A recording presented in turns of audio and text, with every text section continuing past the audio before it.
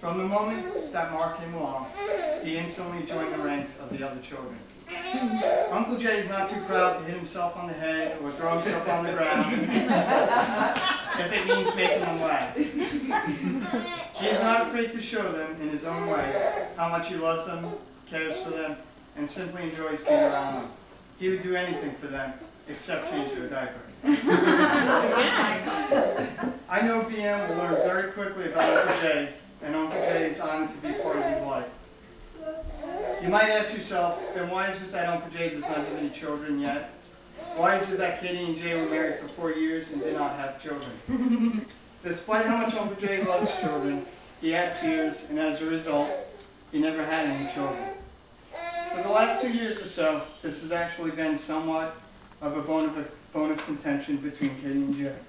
On numerous occasions, they explored why it was that he wasn't ready and what it would take for him to be ready. It was very hard for him to explain, but he knew deep in his heart that when he was ready, he would just know. To a large degree, it simply came down to that. As previously mentioned, from the moment baby Mark physically entered our world, Uncle Jay knew he would be just as special as all the other children in his life. However, he would also quickly realize that BM would take on a very significant role. As you know, Katie is pregnant, and she conceived shortly after BM was born. When Katie gives birth, baby Mark will be that child's perfect little cousin. To everyone in Mark's life, he is a very special and very adorable little boy. To Uncle Jay, however, BM is just not another cute nephew. When Uncle Jay sees him, he sees him in a different light. Ah! That's huge. When baby Mark met Uncle Jay, he told me he had a message for him. Uncle Jay, before I was born, I met the soul of another little child. He told me that he is my cousin, and that you are his father, and that he is getting impatient with you, and he is ready to join your family. When baby Mark entered our world, he not only brought joy into the lives around us, he brought with him a message from the soul of Katie and Jay's unborn child. The fear, the uncertainty of being a parent, all the reservations that Uncle Jay had become irrelevant. Jay, as he had predicted, would just know when he was ready to be a dad. It was the message delivered by baby Mark that made him realize that he was indeed ready to be a dad. Baby Mark will always be treated the same by Uncle Jay as the other children are, but Uncle Jay will always be grateful to little baby Mark for delivering that little message. Dad, did you know what he wrote? Oh my gosh, yeah. I love you so much. I'm shocked. Look at Tracy. Look at Tracy. Look at my dad. Okay, so. Killing me, man. Killing me. Wow, this is supposed to be Very good, Jay. Thank you. It was lovely, Jay. That was great. That was awesome. I'm glad I wasn't after you. Boy, I'm glad I wasn't after Jack. I'm like, oh, please don't let me be after him. I don't. I was really hoping. I just want to know how you worked out being last. This was good timing. Yeah. All right, since there's a lot of adults and children here, I figured I'd use my Cookie Monster voice. Oh, God, Jay, I'm sorry. Wait a second.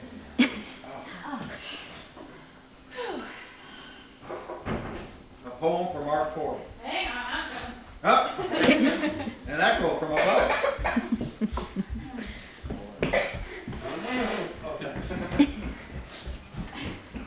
I'll read yours if you need it. I know. I think I can handle that.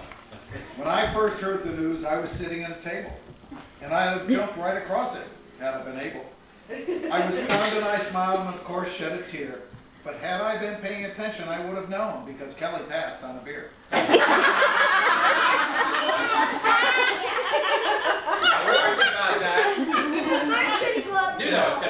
There are so many here that welcome little Mark, your son. Where's Tom? Right on your right. Okay, good. But did you know that many others were really in on the fun? And Jay and I never spoke, by the way, but many others were really in on the fun because dear God in heaven had a lot of help up there from members of all of our family that had lots of love to share. Now, some might have doubts, or this may not seem clear, but in my heart of hearts, I hold this thought very dear. That even before you took that exciting EP test, your family in heaven picked you out, Mark. Kelly and Tom did the rest. There was Grandma and Grandpa Lapine and my sister Eileen, I'm sure. And of course, Nana and Natalie was there to make your little soul pure. There was Grandpa Steve and Patty. That's Grandma Carol's sister. So if you think you're just a coincidence, I got news for you, mister. We all waited patiently as Kelly's tummy expanded.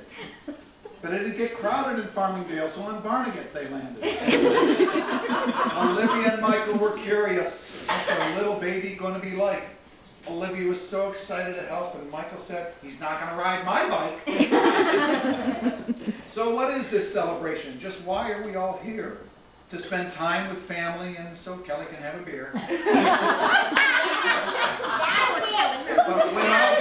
But when I got the invitation, I'll admit, I said, what is this? I guess it's not a baptism, but I'm relieved it's not a bris.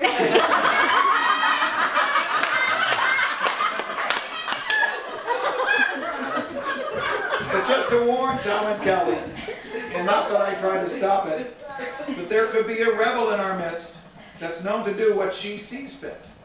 So keep an eye out for sweet Nana, especially if she has a glass of water. She acts like a saint, you know, just like her daughter.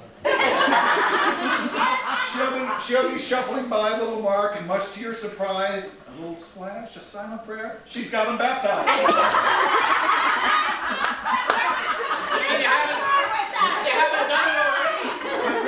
No, that'll never happen because your wishes are true. And another reason is Nana with water, or your wishes are true and pure. Because another reason is Nana with water, I'm sure. So, Mark, we're here to welcome you and link God to your heart. No matter the ceremony or occasion, God should always play a part. So let's be silent for a moment so we can only hear a sigh. And with Mark's family in heaven and here on earth, we all raise your soul on high.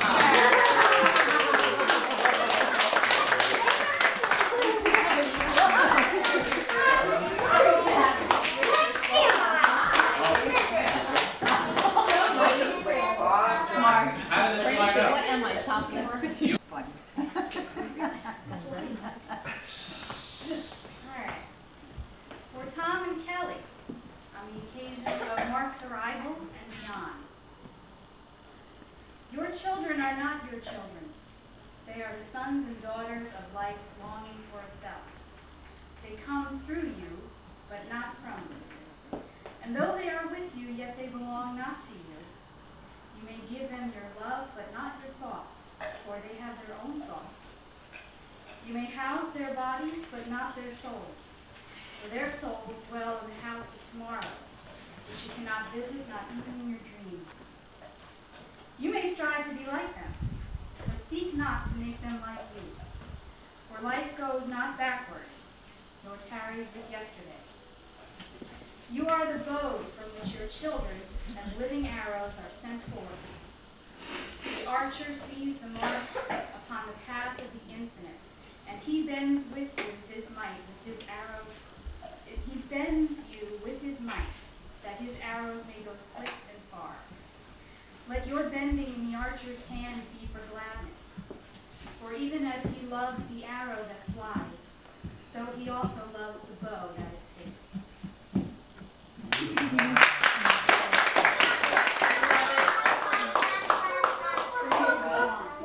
Did you write that? Where's It's coming over on.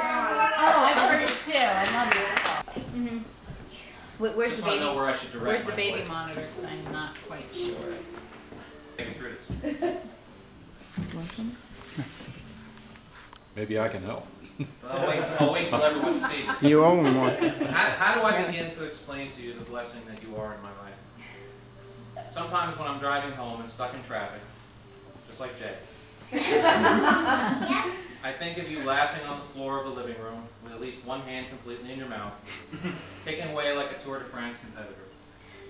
It makes me break out in a broad, beaming smile, and sometimes I laugh and cry at the same time, which must be confusing for other drivers around me. We all have visions of people and expectations of scenes before we get to physically see them. And yet, when I finally arrive home, I walk in the door, there you are, exactly the way I pictured you in my head, smiling, laughing, and kicking, and I just melt. When I've had a good day, you reward me with your golden disposition, warm cheeks, and infectious laugh. When I've had a bad day, you remind me with those same qualities why nothing outside of this house matters. And for that daily perspective, I will eternally be grateful to you. Now, you may not realize this, but I was very nervous about you entering my life. As your mother can tell you, I believed for a long time that my newborn fathering days were forever gone. Your sister Olivia and brother Michael are wonderful and loving children, and will no doubt be invaluable and loving guides to you as you grow older. But when they were your age, and I don't mind telling them this now because they're old enough to handle it, they were quite the workload. It has been a joy to see them grow into younger adolescents with the compassion and intelligence that will serve them well as adult members of this family. It took its toll on poor Dad, though. You may not ever believe this, Mark, but at one time I actually had hair on top of my head. So you can imagine that the thought of going through the process of raising another young member of the Ford family was something that I thought about a great deal before ultimately making my half of the decision. I think you know where your mother stood on the issue. Mark, when I first set eyes upon you, and let's be forever clear about this, I was the first to see you. Not counting the doctor with the catcher's mitt. My heart swelled so quickly that I cracked 3 ribs. I knew instantly that you were a gift. And as a man who has received so many gifts in the last few years, I'm beginning to feel guilty. I've got issues. Again, you better discuss that with your mother. When I held you for the first time, you looked up at me with those beautiful, helpless, and wondering eyes, and I immediately felt that familiar sense of responsibility and purpose above all others. I knew that you would need me to explain to you why it was necessary for us to bring you into this world. I knew that you would want me to explain what your purpose in this life should be. I knew that you would look to me to explain things that I myself, after 36 years, have yet to comprehend. It's a responsibility that I have taken upon myself twice already, and I assure you, it does not diminish with your addition. What I can tell you is that this journey that you are beginning is wondrous.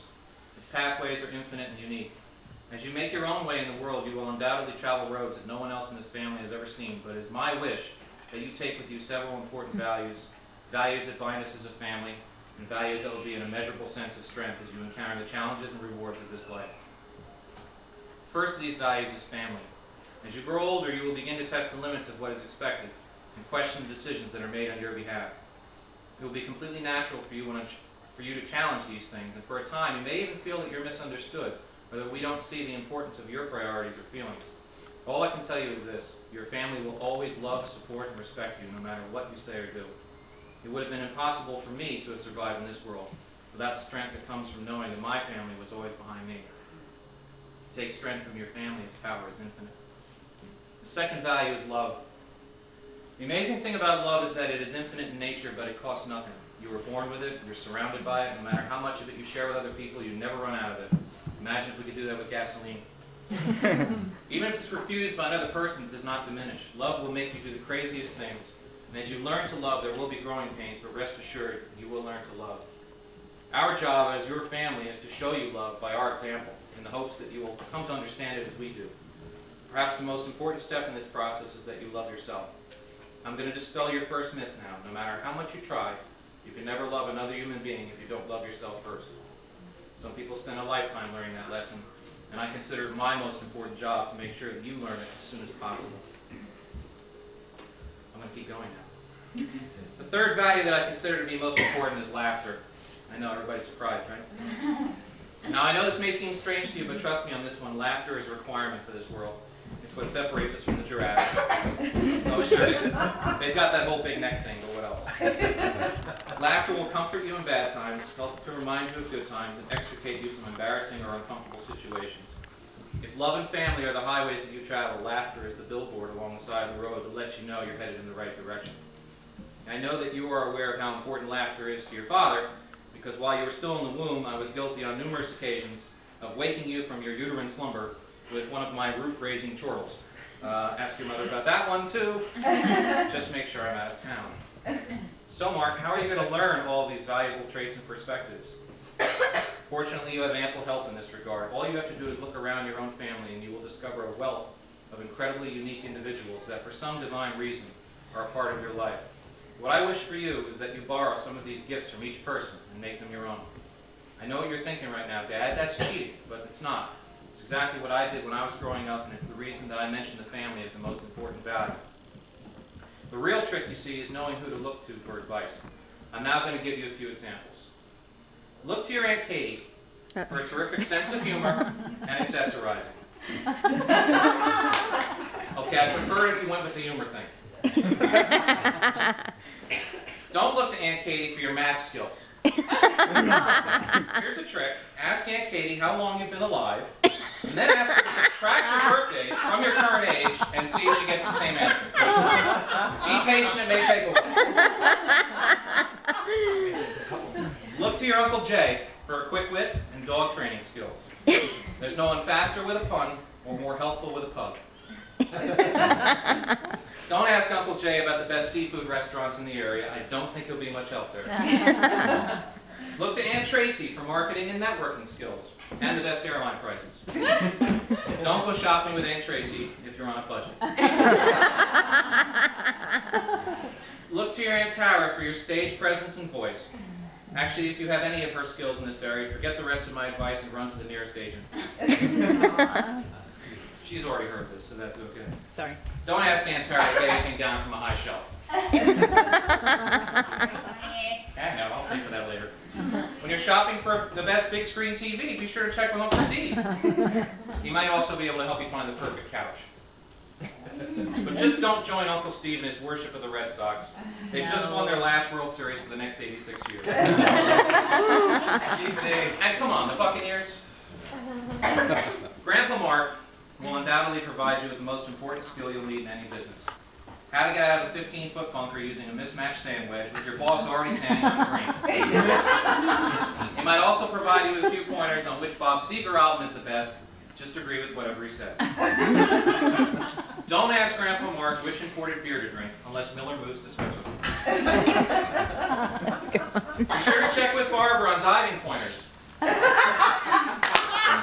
And more importantly, the correct prep work involved in the perfect deviled egg. Oh, yeah. That's Mark, if you good. learn to do this properly, Daddy promises you'll never have to move out of the house. I mean, I can move in. Don't tell Barbara you don't like Bruce Springsteen. It could be hazardous to your health. Grandpa Jerry is a poet and an invaluable resource for all things nautical. Make sure you call him Master and Commander, and he may even let you steer the boat. If Grandpa Jerry ever says to you, "Come here for a minute, Mark, I just need help lighting a few fireworks," take my advice, run like the wind. Grandma Carol will always be there to smother you with hugs and kisses, and her warmth is only exceeded by her generosity. But what you really ought to ask her about is how to flip a property for the most money in the least amount of time. The only thing you want to watch out for is that once Grandma's got you in her house, she may never let you come back to live with Mommy and Daddy again. Granddaddy Ford has a wealth of interesting experiences to share with you when he's in town. Be sure to ask him why Aunt Tara, Uncle Kevin, and I used to call him Uncle Daddy growing up. Also be sure that whenever you ask him anything, that you have plenty of time to hear the answer. But seriously, Mark, even Daddy still calls Granddaddy Ford when he can't figure out which wire goes where in the ceiling fan and how to turn on a gas lamp. You may wonder where Daddy gets some of his crazy sayings and why he talks to the toll booth collectors like they're long-lost friends. Well, ask Granddaddy about that. Uncle Kevin would not be the guy to ask if you ever lose your cell phone. And if he ever gets an email address that actually receives mail, it will be a miracle. But if you ever need to write something, make sure you ask your Uncle Kevin. His gift with the written word is something of which I am personally envious of about twice a day. I truly believe that Uncle Kevin will write the definitive volume of our lives. The only question will be how they'll fit it in between juggling some shows. Be sure to count on your brother and sister, too. Your big sister Olivia loves you very much, and she's been very helpful taking care of you these first few months. She can teach you how to dance. She can also explain the differences between an Appaloosa and a Pinto, if you're wondering. Just try not to emulate her in the whole leading clothes all over the house department. Your big brother Mike has big plans for you too, and I think it involves camouflage and a grenade.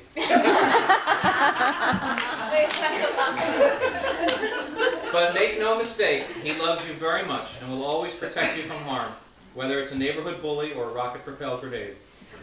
Mike was very happy when you came along, because he pays close attention to the whole gender balance of power in the family. As for your mommy and me, I think I speak for both of us when she's not around. And what I can tell you, I'll wait. Jeez, I spent 10 minutes on that one. And what I can tell you is that you have already enriched our lives and helped to solidify what is the most loving and harmonious family on this planet. We revel in every laugh, marvel at every milestone, and look forward to all the wondrous and fulfilling experiences that we have yet to share with you.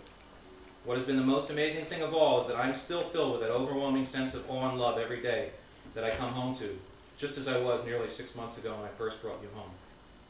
My wishes for you is that you always know how much you are loved, that you always know how much that I'm honored to share your life with you, and that this life of yours will be spectacular and unique. I also hope someday that you will get to feel the same way that I do today, and though I may be on my 3rd artificial knee by then, I will look forward to sharing that feeling with you. Love, Daddy. Mark, I can't slap fast. He's not gonna slap fast. I'll do it again. Wait, no. Oh, that's the baby, Mom. Kelly, where do you think it's Crap there. Did you, and what, they burned the name on there right now? Let me see the name. No, actually, I had to order that part. I'm gonna bark out myself. Do you think this table would be put to good use or what? Yes. Look at that sweetie.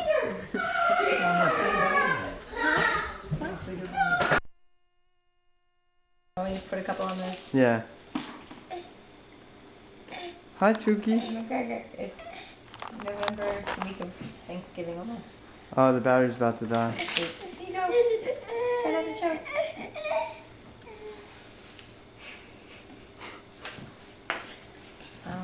You want one of these, You Chuki? want one of these? What's this? I don't know, but it can't be as good as what I'm doing now. No. So much for getting those first veggie puff finger foods on tape, huh? What's this? I'm not allowed to put little things in my mouth. You're allowed to put, oh, here we go. That's what I think of that. Good things are sweet potatoes, so mommy will eat them. Are you chewing on Daddy's bag? What you got, big boy? He's in a daze, isn't he? What do you think? As close as I could come to eating a cow. You put it in his mouth? It's in his hand somewhere.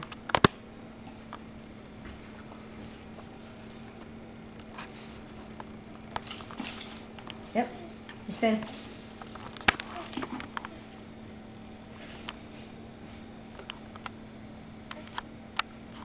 You gotta chew it.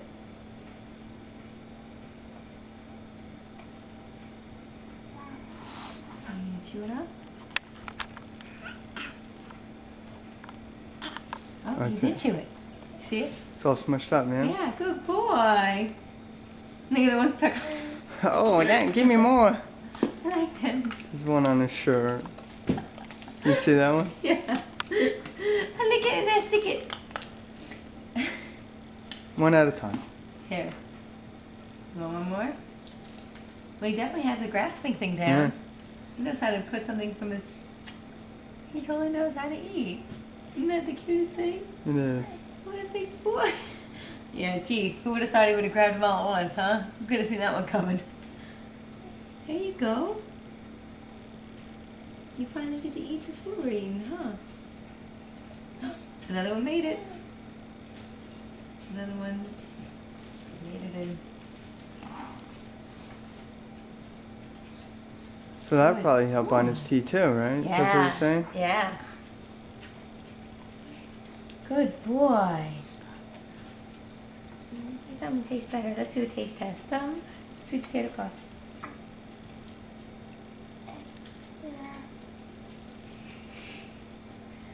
I can just eat them up. Good boy. Yay.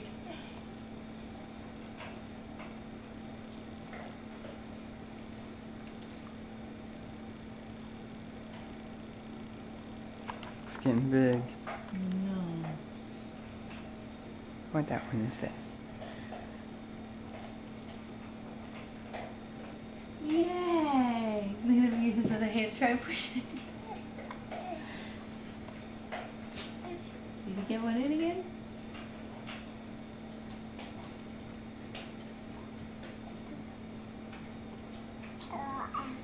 I want to make sure you don't have too many going on in there.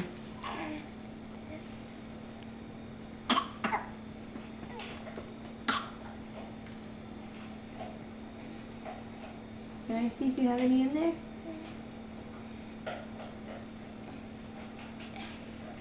There's McGregor on his first pieces back toast, back, however you say it.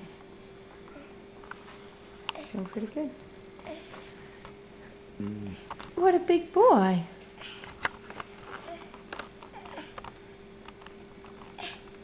Yeah.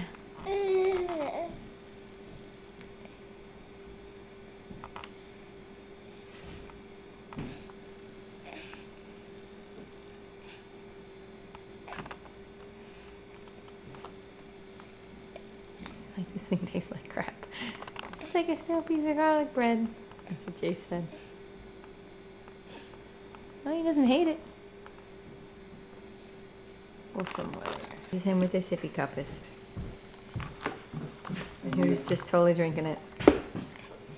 Did he eat that whole cookie? No, I've got it. Are you gonna pull in the clothes? Yeah. This is our first official meal, sitting at our kitchen table with the baby. Compliments of Jay. It's chicken on the bone with salad and rice. Not too bad.